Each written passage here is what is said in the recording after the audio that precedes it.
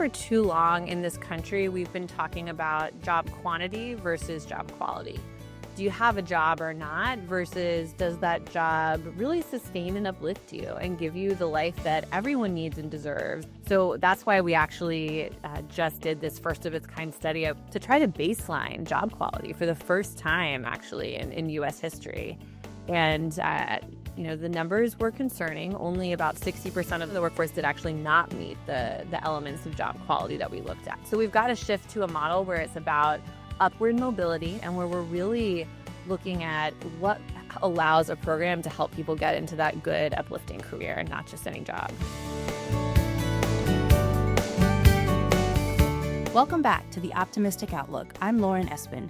Today, we're continuing the conversation about one of the biggest questions facing the U.S. right now. How do we build a new generation of leaders in skilled trades, and how do we make sure these opportunities reach everyone? To help answer that, we'll once again be guided by David Etzwiler, CEO of the Siemens Foundation, which has a mission focused on workforce development and education. And speaking of workforce development, Siemens just announced a major new commitment to train 200,000 electricians and manufacturing experts by 2030, building on more than 50,000 workers already trained. The initiative expands national collaborations to help develop a new generation of leaders in the skilled trades. Joining David is Rachel Korberg, Executive Director of the Families and Workers Fund, a national coalition dedicated to expanding economic mobility and helping more people access uplifting careers. Rachel and her team are also key partners in the Siemens Foundation's efforts to build pathways into electrical careers.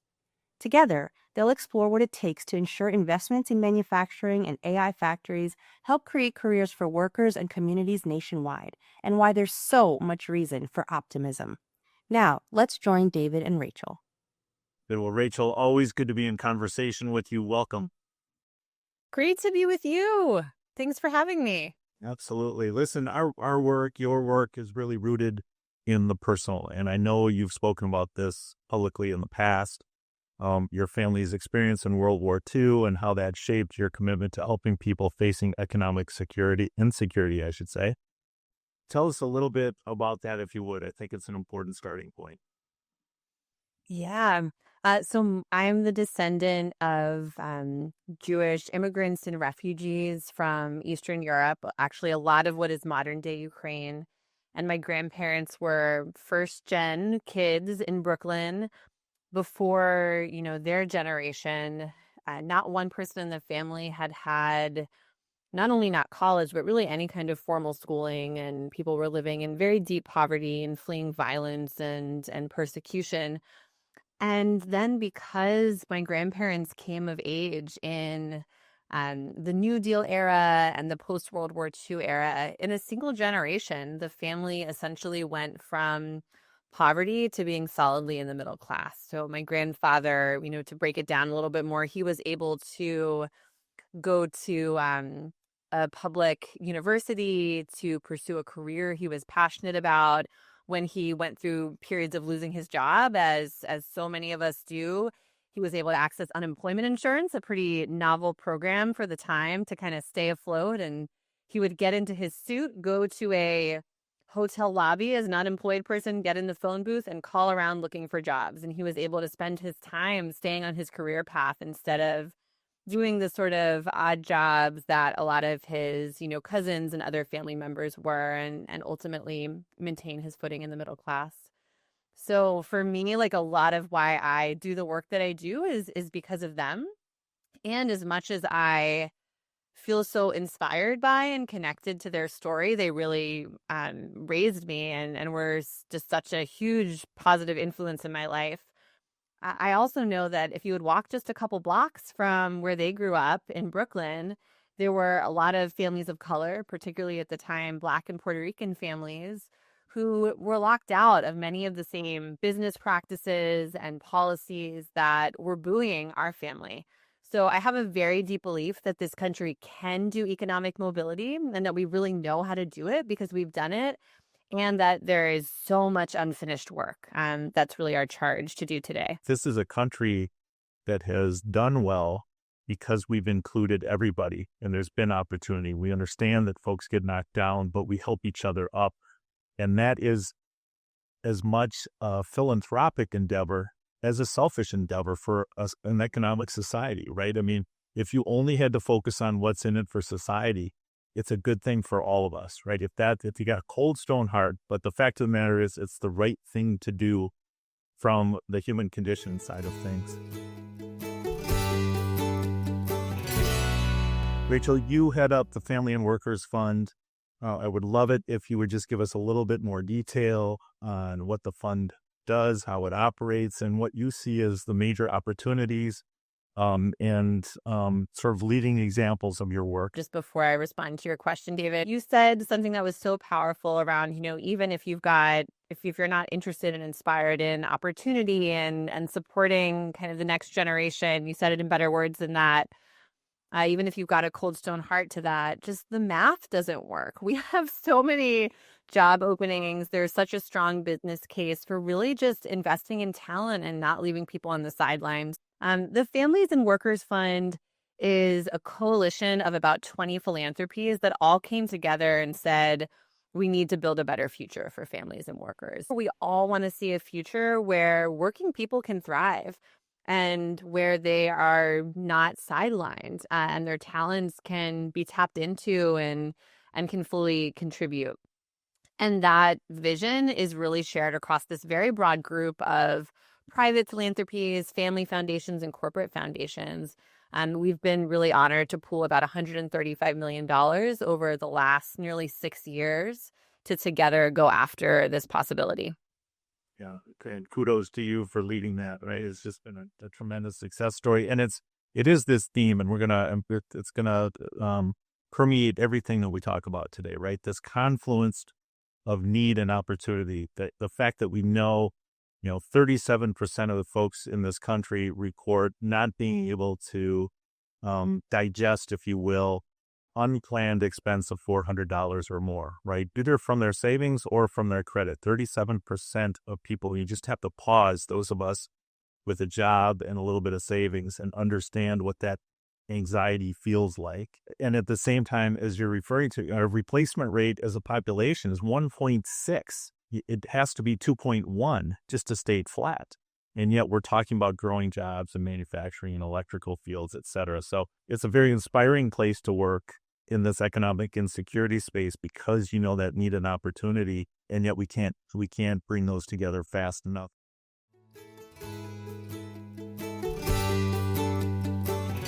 I want to swing forward a little bit to some of the work we're doing with you, selfishly, in North Carolina, but in this electrical fields space in particular.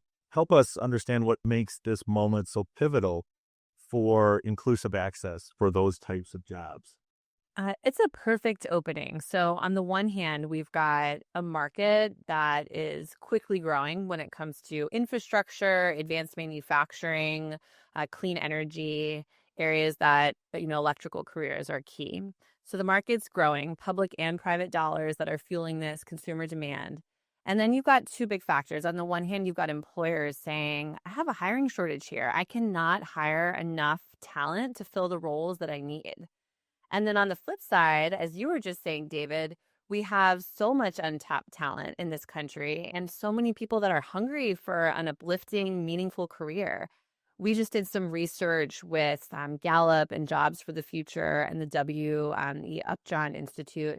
And it was the first ever nationally representative comprehensive study on job quality. And we found that actually as much as 60% of the workforce doesn't feel that they're in a quality job based on all the core elements of it. So we know there's just a hunger for people to really be in these meaningful, uplifting careers. So there's an opportunity to kind of bring together those two forces and hopefully create a lot of value for our country and for these companies, and to really support workers and families.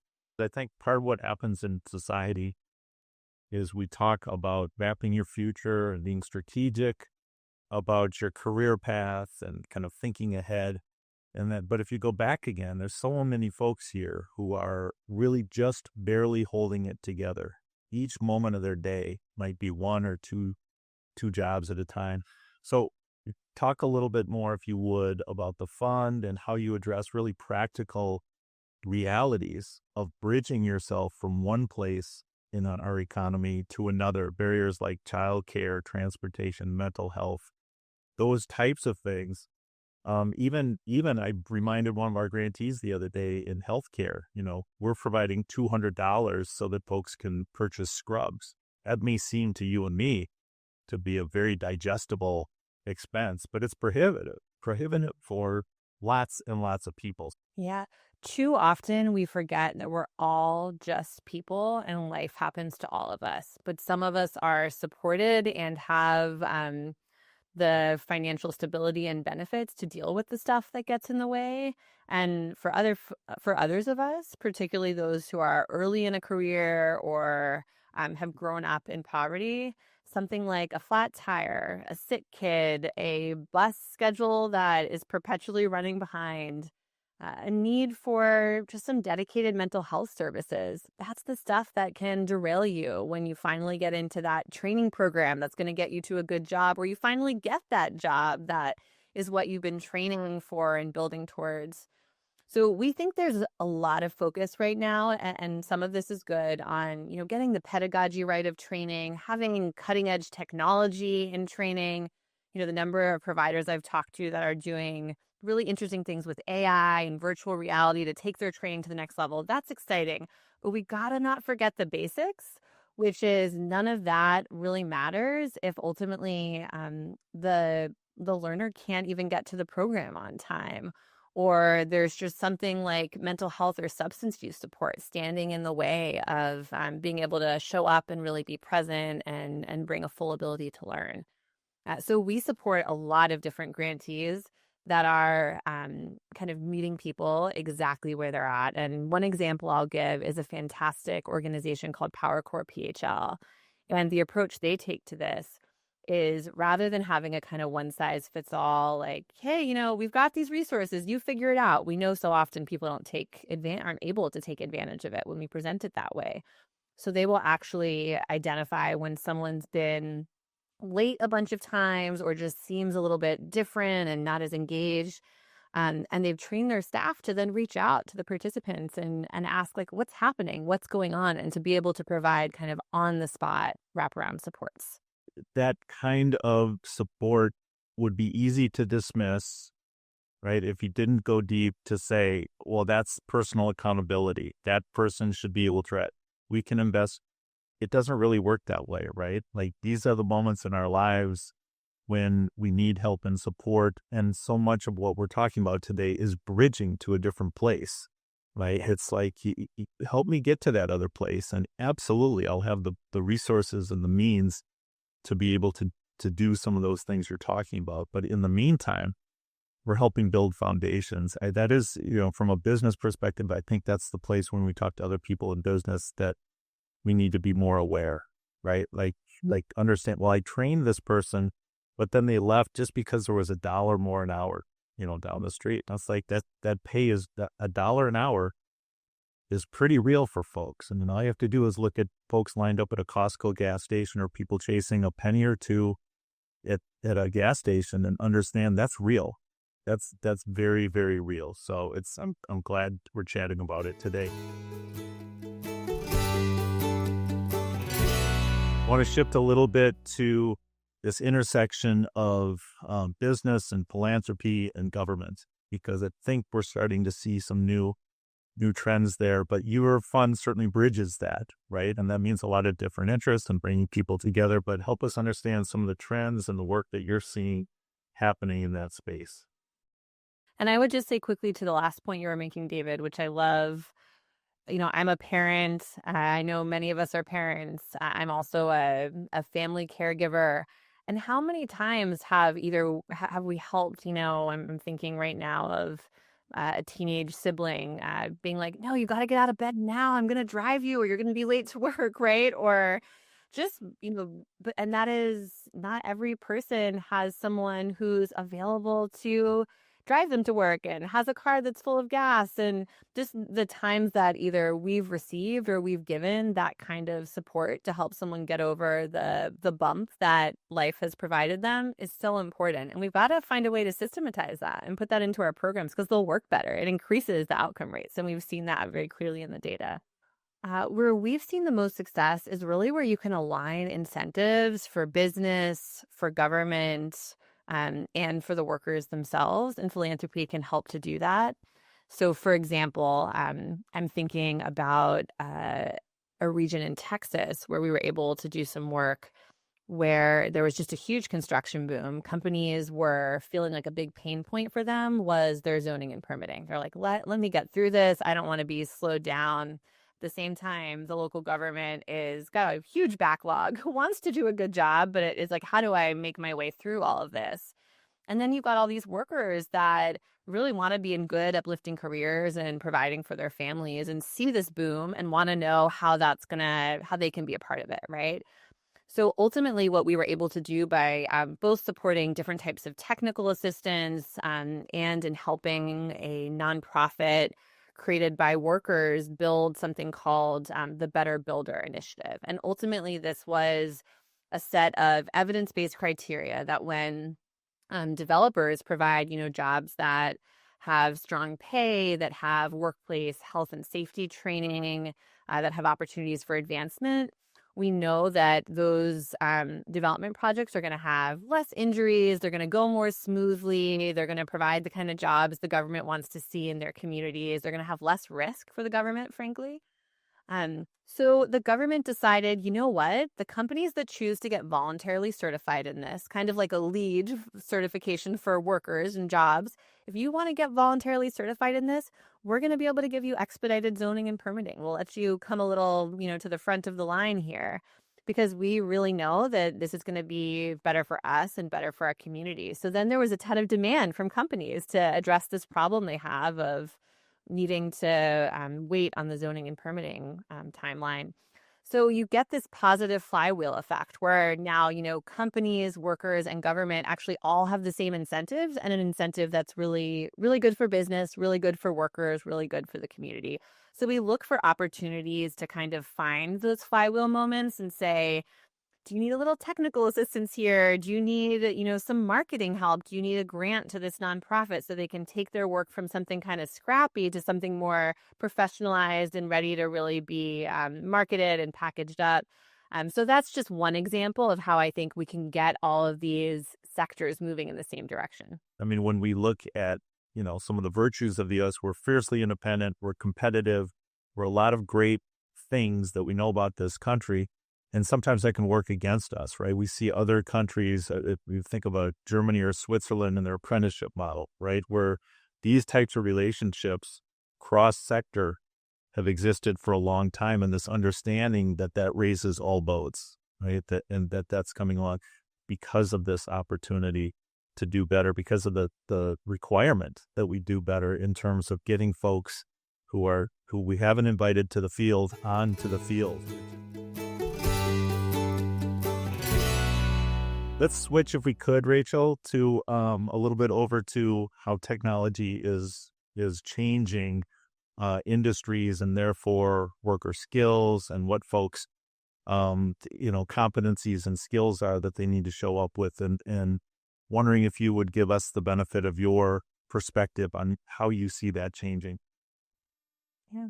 Well, we are going through one of the fastest moving technological transformations in global history right now in terms of the rise of artificial intelligence. Moving forward, I think there is tremendous opportunity and upside that is already being created and will be created in the future. And we also need to be real about the disruptions that will happen in the labor market. And that happens with every transformation. So what I really want to see here are concrete, practical ways that we can support workers who are laid off or who find themselves having trained for a career that's now a dead end or a very different career than what they thought it would be. and making sure that some of the new AI-enabled careers, entirely new job categories that are going to be created, AI auditors and, old jobs that we've had for a long time that will now be done completely differently, like sales. Making sure that there's really inclusive access to those careers. And then, to the last point and what you were saying about critical skills, making sure that we really continue to invest in the things that are uniquely human. That is that those interpersonal interactions, the judgment, the taste making, the caregiving. That is, not something that ultimately can be done by Gen AI. Not yet.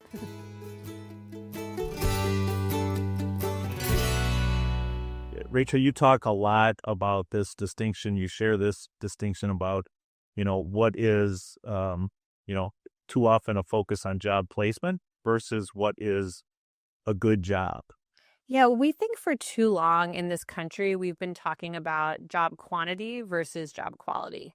Do you have a job or not? Versus does that job really sustain and uplift you and give you the life that everyone needs and deserves and that, can and should be possible in this country?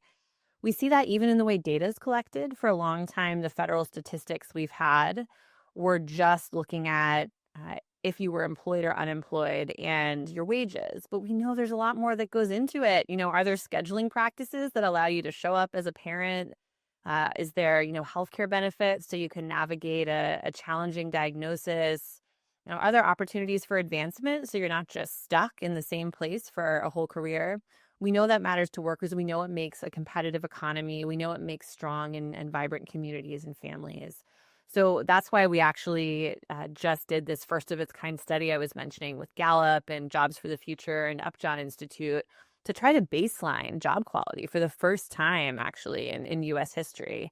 And, the numbers were concerning. Only about 60% of the workforce did actually not meet the elements of job quality that we looked at, not all of them. And I think, for what this means for us in the workforce field, to your question about job placement, a lot of times the model is just, did a person get a job or not? It's again that job quantity, not quality mentality and thinking. That's critical. People have got to get into jobs. You've got to start somewhere.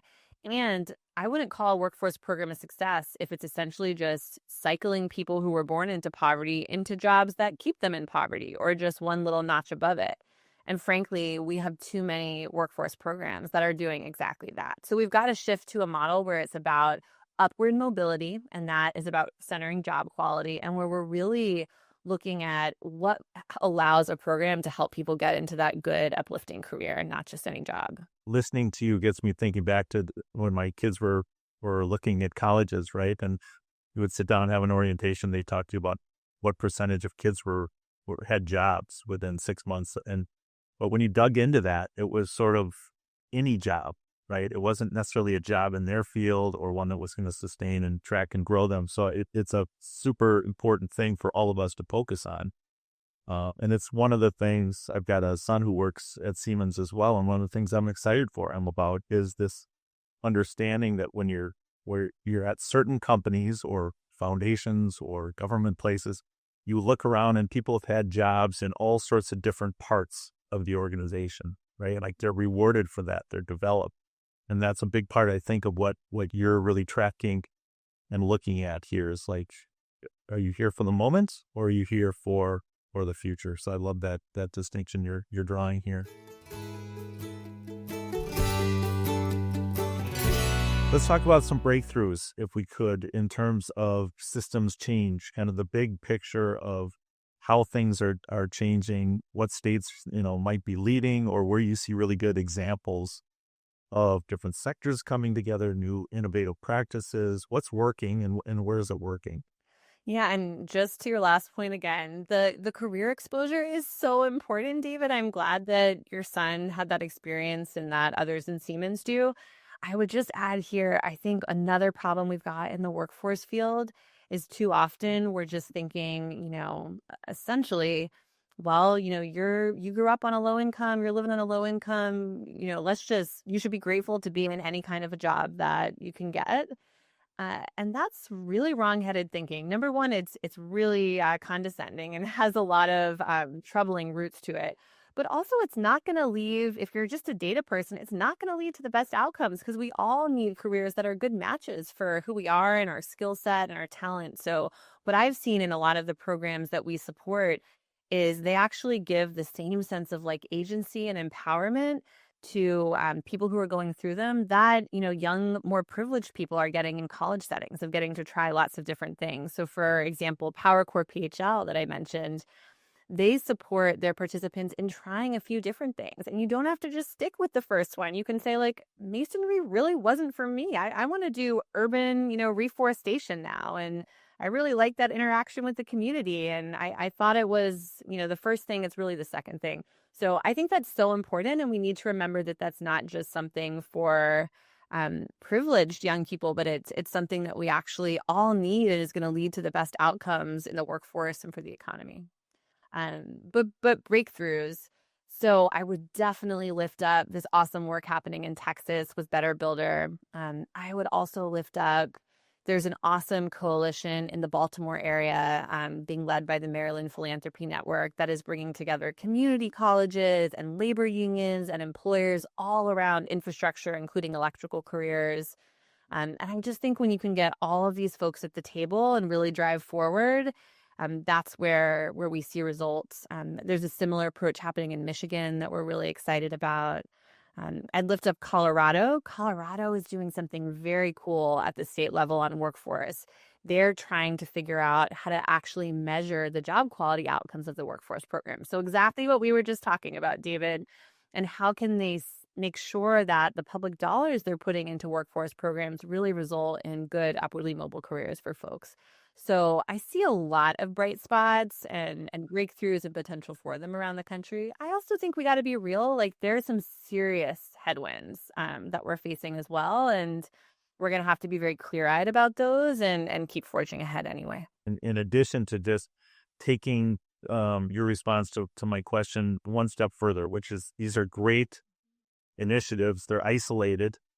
And so much what the Siemens Foundation is about, helping to support models that are scalable nationally, right? Like, we've got to figure out how we do this better nationally.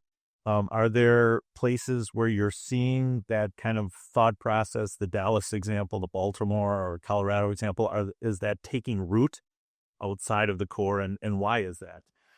Candidly, I think we are still in the early part of the change adoption curve when it comes to like good, effective workforce development in these industries. But I do think we have a lot of bright spots, and I think we have a pretty strong sense of what works. Our team actually just did some great work, led by my colleague Sarah Mustafa, who in trying to identify like what are the key elements across these very different places and initiatives, Texas, Baltimore, Colorado, that really leads to breakthroughs in these programs. And it's interesting, they sound pretty common sense, and yet we don't see them. We've reviewed hundreds and hundreds of grant applications, and we don't always see them. So the first is having a very clear understanding of employer demand. And given how fast technology is changing, that's got to be happening very iteratively and almost in real time.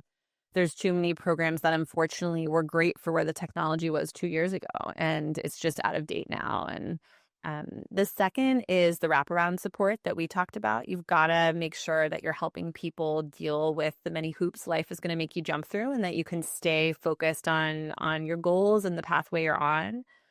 And then the third is that there's actually got to be financing for you and for the program. No one can just stop, or very few people can just stop what they're doing, quit their job, go back to school. And fantastic if you're able to do that.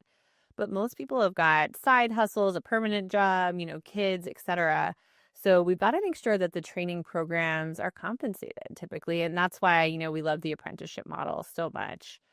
So I would really center, there's a few other smaller elements, but at core, employer demand, wraparound supports for what life throws at you, and sustainable financing for you as the learner and for the program. Like, those elements have got to be there, and that's where we see the consistent results. And I would say if you can marry that with the kind of where the dollars and market is driving on the ground, like in the Texas example, right? If you can match all of those good approaches to training with a rapidly growing industry that's hungry for workers, that's where we start to see like very significant, more broadly scaled economic mobility outcomes for people. This demand that is out there and is going to be out there, right? Like I'm thinking 500,000 open manufacturing jobs now, 80,000 electrical jobs being open for the next decade that we're looking at. There's good news and bad news. There's a lot of good news for those of us who really see this opportunity to bring things together, but the demand is a kind of a good asset for us in many ways, right? We're doing this differently. Absolutely. So I want to ask you to take out your crystal ball a little bit. Where the optimistic outlook is the theme and the title of the podcast. And so I just would love it if you would look ahead 10 years from now and talk to us about what your hopes are for a workforce system that is including everybody, and what role the Family and Workers Fund will have played in that work. Yeah, well, I am optimistic to the extent of it being a personality flaw, David. So I love the title of your podcast. And there are really significant hurdles and challenges we're going to have to overcome from, every domain of our society right now. So when I look ahead, I do think that we are at somewhat of a turning point here. And if I paint the future that I want to see and that I completely believe is possible and we can achieve, it's one where a good job isn't a rarity, and it's not something that you only have access to if you're born into a higher income household, right? My generation's the first one in history that has only a 50-50 shot of earning more than our parents. It's never been that way before. So my vision of the future is we reverse that statistic, and my generation is also the last one where that is the case. It should be a future where every single worker is able to find and discover a career path that they want to have and that is meaningful to them, and that they are supported both in training for it and in navigating the changes and disruptions that are just, a part of our vibrant economy. And then the last thing I would say is, a future where companies and communities and their governments can really be rowing in the same direction. And in terms of the role Families and Workers Fund and philanthropy can play in that, we've got to be bold, and we've also got to be evidence-based. And I think finding the way to blend those two, where we take risks and we're not afraid to have some failures, but also where we do genuinely learn from the data, even when it contradicts, conventional thinking and might mean that some of the organizations we've always supported, need to have some support and try some different things. We've got to look that directly in the face and, really be willing to step up. And I would say, in particular, we should be open to pooling our resources more often and knowing that the sum really is greater than the parts. Love that. That's a great way for us to close. It really brings us full circle, I think, to parts of that first answer that you gave us, which is, it's really what you're describing is reinstating the American dream and reinstating the hope and promise that we all have and to one another. So I love the stopping point here, Rachel. Thank you so much for the time this morning and for the conversation. Thank you for having me, David. Thank you for joining us on this episode of The Optimistic Outlook. Be sure to tune in for more conversations with leaders shaping technology for a better tomorrow.